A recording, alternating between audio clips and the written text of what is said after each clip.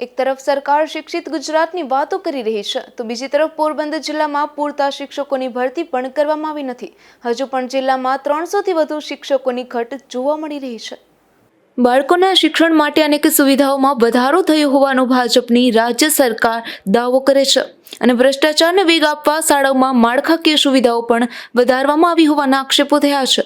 પરંતુ ખાટલી જ મોટી ખોટ હોય તેમ મોટાભાગના જિલ્લાઓમાં પૂરતા શિક્ષકો આપવામાં આવ્યા નથી.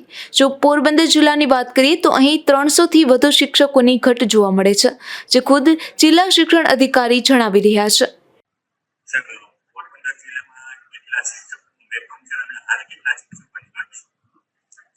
નમસ્કાર. અત્યારે પોરબંદર જિલ્લામાં પ્રાથમિક શાળાઓની અંદર મંજૂર એકમ જે અમારું 1729 છે એમાંથી ભરાયેલા અમારે અત્યારે 1359 છે અને 370 ની અમારે ઘટ છે.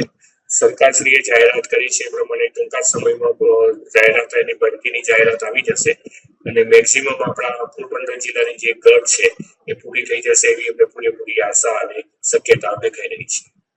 હાલ શિક્ષણ વિભાગની એવી હાલત છે કે જિલ્લા કક્ષાના અધિકારીઓ પણ હર વખતની શિક્ષકની ભરતીમાં પોતાના જિલ્લાના શિક્ષકો મળશે તેવી આશાઓ સેવી રહ્યા છે.